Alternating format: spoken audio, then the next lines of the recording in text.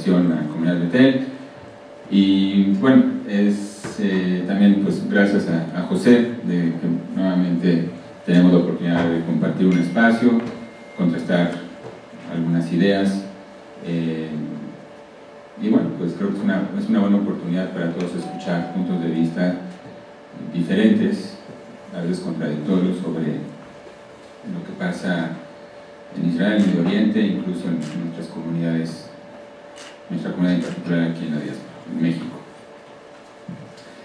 El tema que nos trae, bueno, es esta visión de Trump, que se presentó hace ya un mes, más o menos un mes, a principios de este mes. Dentro del contexto de las elecciones, las terceras elecciones en Israel, en cuestión de 11 meses, con las implicaciones que tiene esto también en lo político, aunque el impacto en el proceso electoral pues en Israel no ha sido así como muy grande, ¿no? Pero metiéndonos un poco en el tema de qué implica esta visión de entrada, pues no le voy a llamar un plan de paz, porque no es un plan de paz, es una visión de Trump, con lo que implica la imagen de Trump, que se ha dedicado desde que subió al poder, hace poco más de 3 años, a romper con los consensos internacionales. Uno de los primeros fue el plan de, bueno, ¿cómo se llama? Lo de París, el de cambio climático, pero se me olvidó el nombre. Acuerdo de París. El Acuerdo de París, gracias. Para hacer frente a la crisis climática, ¿no? El país, la principal economía del mundo se retira de esta crisis climática que todo el mundo nos tiene preocupados, más que ocupados. Luego el acuerdo nuclear con Irán, que se había logrado durante la presidencia de Obama, poniendo pues nuevamente en riesgo la estabilidad del Medio Oriente y del mundo en general desde el punto de vista geopolítico. Y así ese es Trump, ¿no? Se ha dedicado a romper consensos, y uno de los consensos que ha roto ha sido en particular en el tema que nos trae, en lo que se refiere a Israel-Palestina. El primer consenso que rompe es al mudar la embajada de Estados Unidos de Tel Aviv a Jerusalén. Jerusalén no es una capital reconocida por la comunidad internacional como capital de Israel. Si en realidad quería dar un paso hacia adelante, hubiera reconocido a Jerusalén como capital de Israel y de un futuro Estado palestino, por ejemplo. Otro consenso que rompe es reconocer al Golán, territorio ocupado por Israel, como parte del territorio israelí.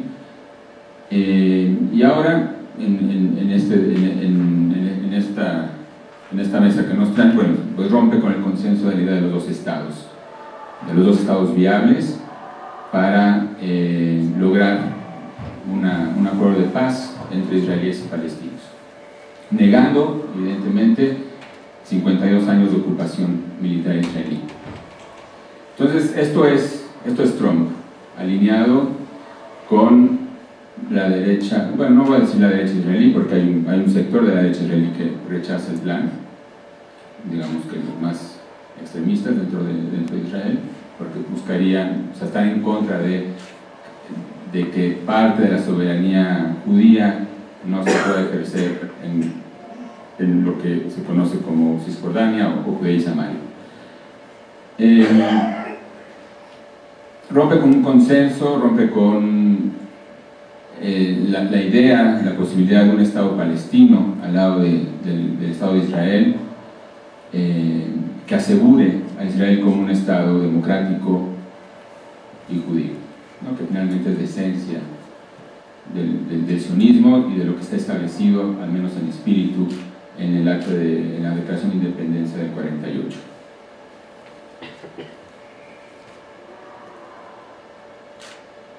Se rompe este consenso, se le da un espaldarazo quizás a la versión del sionismo, ¿no? Porque finalmente el sionismo fue un movimiento plural, con una gran diversidad de corrientes ideológicas, pues finalmente lo que hace es darle a la versión democrática, no sé si la más judía, un espaldarazo. Y lo hace en el momento en que desconoce a los palestinos como socios. Luego, finalmente aquí hay una imagen de cuando se presenta el plan. Es un plan que se construye entre Netanyahu y pues estos representantes estadounidenses para el Medio Oriente, que básicamente son Kushner, el yerno en jefe de Trump, y David Friedman, que es el embajador de Estados Unidos en Israel. Ambos, sí, judíos, ambos simpatizantes y donadores de asentamientos en los territorios ocupados. Y son territorios ocupados de acuerdo a la ley internacional, son territorios ocupados desde el 67, cuando en una guerra en principio de defensa se convierte en una guerra de expansión, y en una empresa colonialista que contraviene, insisto, al derecho internacional, y que estos asentamientos son finalmente considerados por esta ley internacional como crímenes de guerra. Entonces, lo que hace Trump, al final de cuentas, con el Golán antes y con Jerusalén después, y con esta visión, es darle a Israel el espaldarazo para cometer crímenes de guerra, en contra del consenso internacional. Si suponemos que Israel es un Estado democrático que se rige por el espíritu de la democracia, y eso es lo que aspiraríamos como judíos que durante siglos hemos exigido y hemos peleado por tener reconocimientos como ciudadanos en los países en los que vivimos. Lo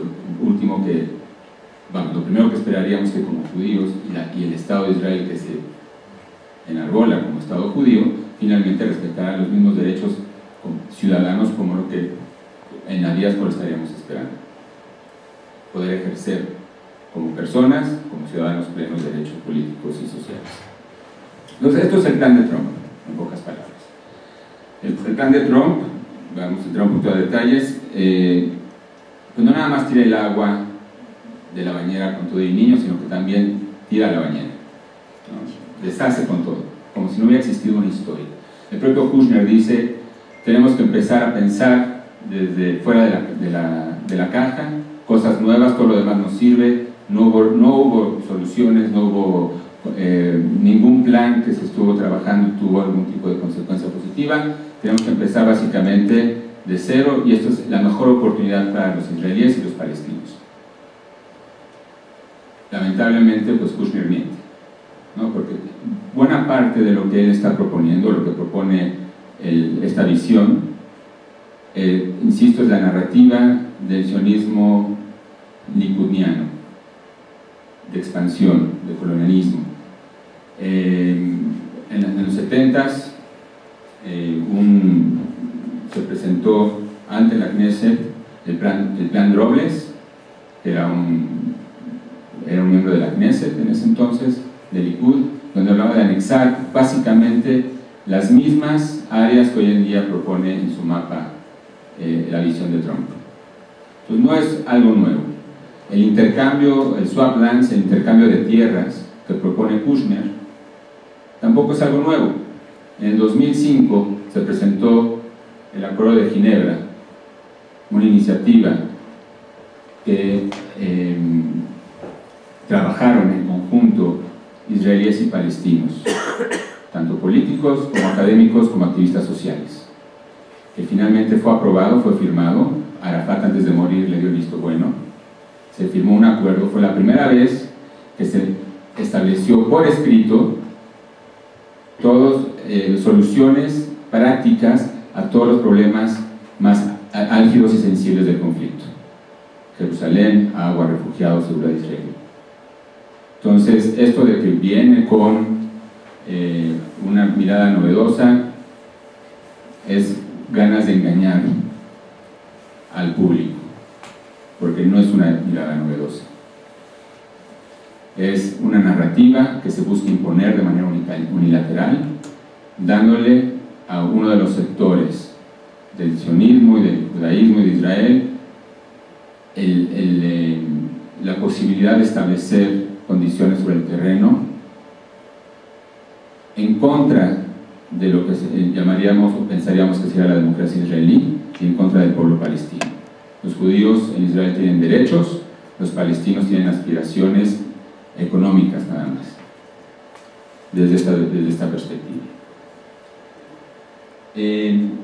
Yo quisiera recordar, antes de entrar simplemente a ver un par de detalles del plan, de la visión de Trump, lo que dijo Reuven Rivlin, el presidente israelí, hace poco menos de 5 años, ¿no? En un discurso él hablaba que en Israel, la identidad israelí estaba en peligro porque existían, ¿no?, divisiones tribales que vienen desde la educación en Israel. Por un lado, un sector secular, por el otro el ultraortodoxo, el nacional religioso, que serían los colonos, y los árabes. Y que entre ellos, vamos, no había realmente, había divisiones, no había comunicación, y eso ponía en peligro a la identidad israelí. Y él se hacía 4 preguntas. ¿Será hablando de Israel, un Estado secular, liberal, judío y democrático? ¿Será un Estado basado en la ley religiosa judía? ¿O un Estado religioso democrático? ¿O será un Estado de todos sus ciudadanos, de todos sus grupos étnicos nacionales? A Rivlin se le olvidó preguntarse, porque no lo sabía después de esto, si Israel sería un Estado no democrático, colonialista, no liberal, que no respeta el derecho internacional y que controla 6-7 millones de personas que se definen identitariamente como palestinos. Entonces, desde esta perspectiva, no nada más hay un impacto, me parece, a lo que es la democracia israelí, o a la posibilidad de que Israel se pueda consolidar como un Estado democrático, sino que además pone en peligro a los judíos de la diáspora, a las comunidades de la diáspora, y su identificación con el Estado de Israel. La gran mayoría de los judíos en el mundo son judíos liberales que se basan en los valores democráticos de aceptación de la otredad, de democracia, de justicia social. Un Estado de Israel que se vislumbra dentro de esta visión es un Estado no democrático. La visión colonialista no es una visión democrática, es una visión que se alinea más bien a este resurgir de los nacionalismos extremos, supremacistas, que rechazan la otredad. Y este plan se alinea a eso. Kushner, Friedman, los colonos en Israel se alinean al supremacismo nacionalista, ideológico, el rechazo al otro y a sus derechos como ciudadanos. Voy a entrar muy rápido, ya después tendremos oportunidad, pero quisiera, bueno, esta es la carta, esta es el acta de independencia, simplemente recordar, Israel se funda bajo una visión de democracia y de respeto a las minorías y de aceptación de justicia social, etc. Este es el mapa que presenta Trump, ¿no?, del Estado palestino. Un Estado interconectado, del futuro Estado, siempre y cuando cumpla con ciertas condiciones, ¿no? La narrativa israelí es que Israel siempre ha sido, dentro de esta visión, siempre ha sido justo y el bueno del conflicto, y los palestinos los malos que se tienen que alinear. Una visión hasta cierto punto hasta colonial. Pero es un mapa que sí, aparentemente hay cierta viabilidad dentro de la conexión entre las áreas palestinas.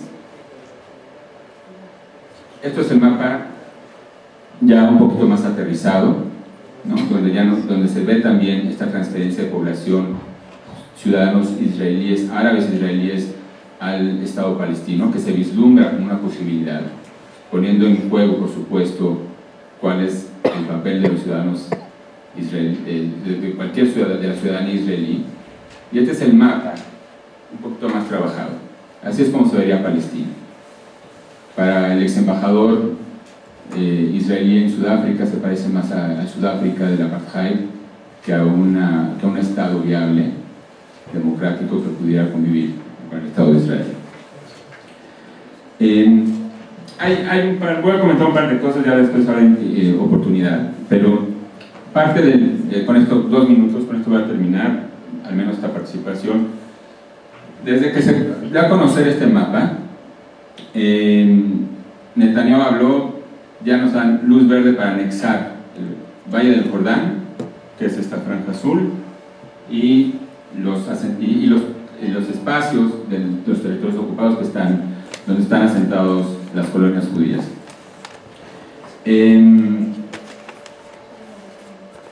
Y uno de los argumentos que hay en esta visión es que esta anexión es necesaria porque le va a brindar profundidad territorial a Israel y lo va a mantener seguro, ¿no? Es básicamente lo que dice. Lo iba a decir en francés, pero mejor voy a decir que es una contradicción. Durante años Netanyahu ha estado diciendo que la gran amenaza para Israel es Irán. ¿Por qué? Porque está construyendo, tiene un proyecto de armamentista nuclear y aparte todo un programa real de misiles, que nos recuerda un poco a los Quds iraquíes durante la guerra del Golfo.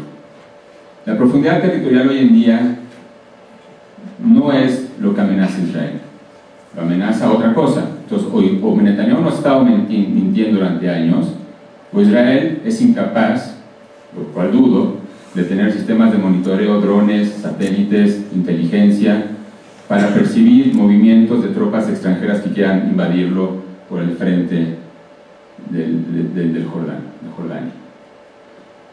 Es un plan, es una visión que manipula la realidad, que juega con el miedo, que juega con la inseguridad del Estado de Israel.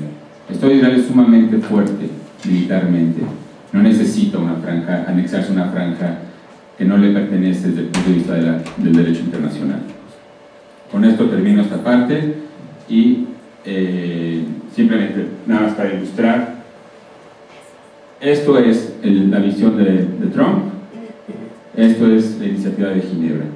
Hay intercambios de territorio, aquí estamos hablando de básicamente crear bantustanes, de este lado estamos hablando de crear un Estado palestino viable que pueda coexistir al lado de Israel. Es el movimiento de solidaridad palestino y ellos identifican de la siguiente manera cuál es el plan de Trump que presentó Trump. ¿Por qué están en contra del plan que presentó Donald Trump? El primer punto es porque es un Estado con soberanía limitada.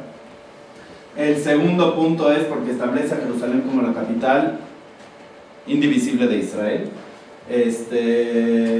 Y le quita a los palestinos los derechos sobre su capital en el este de Jerusalén, lo cual no es exactamente real el tema. Hay mucha gente en Israel que está considerando, hay una parte del este de Jerusalén que sería de acuerdo al plan la capital del Estado palestino, nada más que no se llamaría Jerusalén. Dice que está reconociendo de manera ilegal los asentamientos israelíes, esos son los argumentos en la margen occidental o Judea y Samaria. Se está anexando territorio que debería de ser de los palestinos, que está específicamente, como mencionó mi tocayo, en el Valle del Jordán. Está quitándole a miles de árabes israelíes la ciudadanía israelí para transferirlos a un Estado palestino. Eso les quiero decir, es una propuesta que está en el plan de Trump. La mayoría de los políticos israelíes se han presentado en contra de esa posición, incluso el mismo Netanyahu. Netanyahu no le quiere quitar la ciudadanía a ningún ciudadano israelí, sea árabe o sea judío. Esto es, incluso Trump se pasó. O sea, pensó que le quería gustar eso a los políticos israelíes, tal vez, eso Israel no lo haría. Y finalmente, quitándole a los palestinos la capacidad o el derecho del retorno de los refugiados. Estos, como pueden ver, son los puntos suficientes que decidieron el movimiento de solidaridad palestino para hablar en contra del plan de Trump. Si ven aquí, y esto es interesante, pero por un lado, como dice mi tocayo, resulta que el plan de Trump está quitando la posibilidad de que exista un Estado palestino.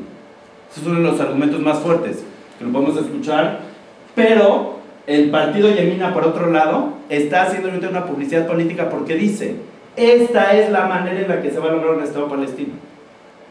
El partido de derecha, ultraderecha en Israel están preocupados. Ellos están seguros que este plan va a crear un Estado palestino y el otro lado, por ejemplo, está seguro que esto ya no puede crear un Estado palestino. Solo lo pongo como algo curioso. Los miedos que toca en las fibras nerviales de cada persona este plan, y lo pueden ver en los dos extremos. Ellos podían jurar ahorita que el problema de este plan es que se va a crear un Estado palestino, y ellos están diciendo, si eres de derecha, no votes por Likud, porque el Likud nos va a llevar a un Estado palestino. Al contrario, vota por nosotros, que somos los únicos que vamos a asegurar que no hay un Estado palestino. Para ellos, el que va a crear el Estado palestino es Netanyahu. Para ellos, el que está matando el Estado palestino es Netanyahu. Entonces es muy interesante este juego que se puede ver todos los días en Israel. Nada más es importante, no sé si todo el mundo le gusta leer este tipo de cosas. Yo fui, José también, nos imprimimos el plan de Trump y pues yo me lo leí completo, más bien no completo porque al final vienen tablas que no tienen nada que ver. Pero yo lo engargolé incluso, aquí lo tengo. Y creo que era importante, cosas básicas, ¿no? Nada más que vean el índice un poquito del plan. Habla de la historia según como ellos la pintan, habla de Jerusalén, de los refugiados, de las realidades actuales, de las fronteras, de la seguridad, etc. Y hay algunos puntos que yo quiero tocar ahorita. Este es, por ejemplo, unos textos que saqué del mismo plan. Por ejemplo, vean el dato interesante. En la introducción ellos dicen que se basan exactamente en el proceso de Oslo, en los planes de Oslo que firmó Yitzhak Rabin. Y dice que Yitzhak Rabin, según el plan, aquí es la cita del plan, no es cita mía de Yitzhak Rabin, es la cita del plan que dice que los palestinos iban a tener algo menos que un Estado. Palabras de Yitzhak Rabin según el plan. Están hablando desde las resoluciones de la ONU sobre el conflicto, están hablando, y esto es algo que a mí me encanta, ¿no? Lo dicen, pero ¿qué dicen? Y este es un consenso importante que sí quiero rescatar, y me da gusto que Estados Unidos traiga este consenso por lo menos escrito. Dice Estados Unidos en el plan que la única manera de llegar a los detalles finales es en base a negociaciones directas. Y eso para mí que esté escrito en esta visión de paz es algo importantísimo y es algo muy rescatable. Algo que tenemos que buscar es que los israelíes y los palestinos lleguen a una solución final en negociaciones directas, porque las imposiciones no van a funcionar de ningún lado. Digo, estoy en contra de la imposición y por eso me gustó encontrar esa situación. Entonces, algunos otros temas que por tiempo no lo quiero decir, estos son mi acordeón, ¿sí? Jerusalén. Yo quiero, y les voy a decir por qué estoy planteando este tipo de cosas. La realidad es que hoy en día Jerusalén tiene una libertad religiosa. Uno de los activistas, Yehuda Glick, número 1, judío de derecha, que fue miembro de la Knesset de parte del partido Likud, que él está abogando por los derechos de rezos judíos en el monte del templo, fue arrestado la semana pasada por la policía israelí, en un gobierno que está presidido por Netanyahu, que probablemente diríamos que está en contra de los derechos de los musulmanes en el monte del templo. Para mí es muy importante que hagamos una diferencia entre la cuestión religiosa y la cuestión política o nacional que sucede en Israel. Es muy importante que se reconozca la libertad religiosa de todas las religiones. Pero yo les pregunto a ustedes, ¿ha habido alguna otra nación en la historia que haya tenido a Jerusalén como capital política? Solo el pueblo judío, a pesar de todas las conquistas que ha tenido Jerusalén a lo largo de la historia, nadie más la ha declarado como capital política. ¿Por qué no reconocer que es la capital de los judíos? Como nación, no como religión. ¿Dónde está el argumento para que los palestinos pidan que su capital sea Jerusalén? A pesar que después de leer el plan, sí parte de la capital de los palestinos va a ser Jerusalén con otro nombre, pero ¿dónde está el argumento? Segunda situación, es importantísimo. Hablábamos de, y yo me gusta hacer esta situación, existe Estado judío, existe Estado de judíos, lo estoy poniendo necesariamente judío en la derecha, como se pueda llamar, no sé cómo, mi derecha, Estado de judíos o Estado de todos sus ciudadanos. Ese juego es un juego en el que todos los israelíes juegan todos los días.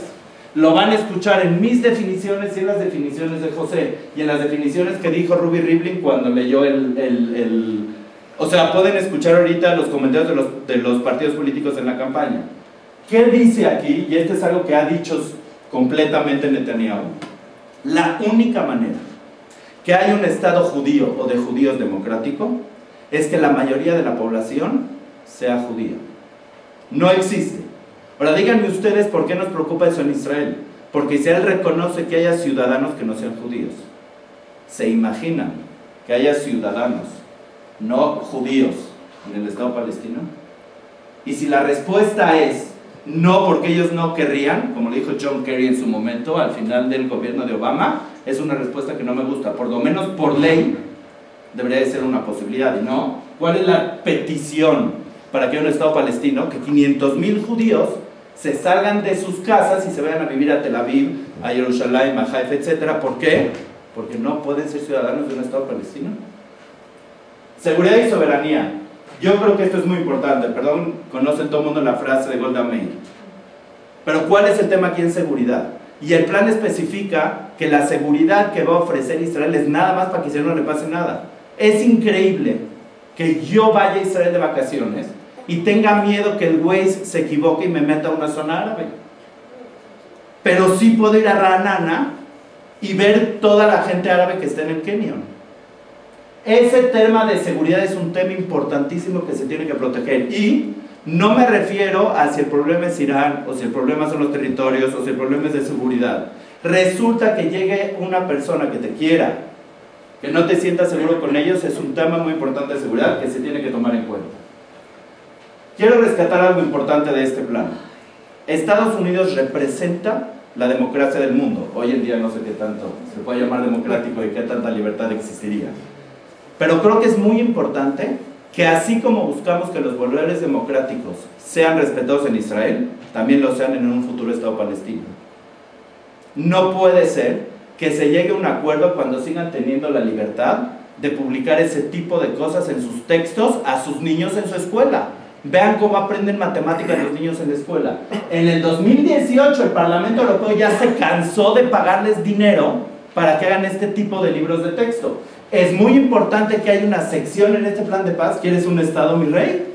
Tienes que abandonar ese tipo de prácticas, porque para vivir en paz tienes que educar para la paz. Siguiente tema interesante. Vean por favor el nivel de democracia. Israel, esta es una publicación actual de 2019, se llama el Democracy Index. Israel está en el lugar 28, Estados Unidos en el 25, México en el 73, Palestina en el 117. Lo que quiero decir esto es el no palestino, ¿sí? Perdón. Esta parte es importante. Si no estuviéramos sentados aquí en el 2020 y la plática que estuviéramos teniendo sería en 1949, en el término de la Guerra de Independencia, donde el mapa después de la Guerra de Independencia, este era el plan de la ONU. Están viendo aquí, Israel iba a ser el amarillo, perdón, el medio daltónico. Israel iba a ser el naranja, Palestina o el Estado árabe iba a ser el amarillo. Y en 1949, después de la Guerra de Independencia, Israel conquistó territorios. Israel no solo conquistó territorios en el 67, también los conquistó en el 48. Pregunta, ¿por qué reconocemos hoy en día el consenso internacional de que este territorio que conquistó en Israel en el 49 es legal? Si queremos ser congruentes, ese tampoco. No, ese es el argumento. Ahora, no, yo no me iría solo a la margen occidental. ¿Por qué estamos hablando sobre el Valle del Jordán ahorita? Hablemos también de esos territorios. Hay una respuesta. ¿Por qué se vuelven legales esos territorios? Porque aquí, después de la guerra, se firma un armisticio y se pone la línea verde. Esa línea verde que delimita hoy en día que todos los acuerdos de paz con los palestinos se marca de acuerdo a la línea verde. ¿Gracias a qué es esa línea verde? Gracias a la guerra del 67. Entonces, de repente, del 49 al 67, un territorio que era ilegal se vuelve legal. ¿Se dan cuenta? Después, vean esto. Estos son los mapas judíos. Vean 1759. Estos no son mapas judíos, son mapas que pueden checar en Wikipedia. Busquen Palestina en Wikipedia. Toda la herencia de la tierra es judía. 1851. Hay territorio de la tierra de Israel de los dos lados del río del Jordán. 1920. Todo eso era Palestina. ¿A quién se le ocurrió inventar Jordania? Los ingleses. De repente ahorita solo es Palestina. Los palestinos deciden meterse a la historia, a contarnos la historia, perdón, ya lo apagué. A contarnos la historia. Este es Mahmoud Abbas en la ONU. Aquí está él. ¿Cuándo empiezan a contar la historia? Antes del 46, mi rey. ¿Y antes del 46 qué hubo? ¿Qué hubo antes del 46? Tú empiezas la historia en el 46. Entonces empiezas en el 46, resulta que Israel es colonialista, es superior, es malo, etc. ¿Por qué empiezas en ese momento? Vamos a empezar aquí. Me quedan 2 minutos. Si vemos, no les quiero decir, esto es interesante. Dijimos que la mayoría de los judíos en Israel aceptan el plan o no. Esta es la última encuesta de hoy en Israel. Y yo dividí, si ven el Likud 35, Cajol Labán 33, etc. Esto es quién apoya el plan de Trump y quién no lo apoya. Fíjense ustedes, ¿conocen a Benny Gantz? Benny Gantz quiere un Estado democrático, ¿no? Benny Gantz no considera que el plan de Trump va a destruir la democracia israelí. El 71% de los israelíes está a favor del plan de Trump. 71% de los israelíes. Si quito a los árabes, aumenten la cantidad de judíos en Israel que están a favor del plan de Trump. ¿Quién no está a favor del plan de Trump? La lista árabe, Abodá y Meretz. Y del otro lado, ¿quién no está? Israel Beitenu Lieberman, porque a él le gustaría hacer transfer de los palestinos, y Yemina, que no quiere un Estado palestino. ¿Te propone el plan de Trump? No, el plan de Trump en ese sentido no quiere quitar a ningún, bueno, él, pero los israelíes no están de acuerdo. Y lo que no estamos hablando es que hay palestinos, ¿sí? Este es bien importante decirlo. Hay árabes israelíes que ni Lieberman quisiera quitar a todos. Plan de Trump solo habla del triángulo de la Galilea. No está hablando de los árabes de Jordania, ni de los árabes de Jerusalén, ni ningún otro. Entonces es interesante ver el porcentaje de los judíos o de los israelíes en Israel que apoyan el plan de Trump. Les pregunto, ¿creen que Benny Gantz diría que este plan destruye la democracia israelí? Y nada más, para mí es muy importante que tomemos la decisión en qué momento entramos en la historia. Fíjense esto, perdón. Ahí hay una foto de Mahmoud Abbas, aquí arriba. Vino un presidente, un rey saudita, no sé quién, y le regaló la foto, la portada de un periódico, para demostrarle que los palestinos estuvieron antes que los judíos. ¿Saben qué periódico era? The Palestine Post. ¿Saben qué periódico es ese? The Jerusalem Post. Y decía The State of Israel is born. Entonces, lo único que yo pido aquí es que no se me borre la historia anterior. Gracias.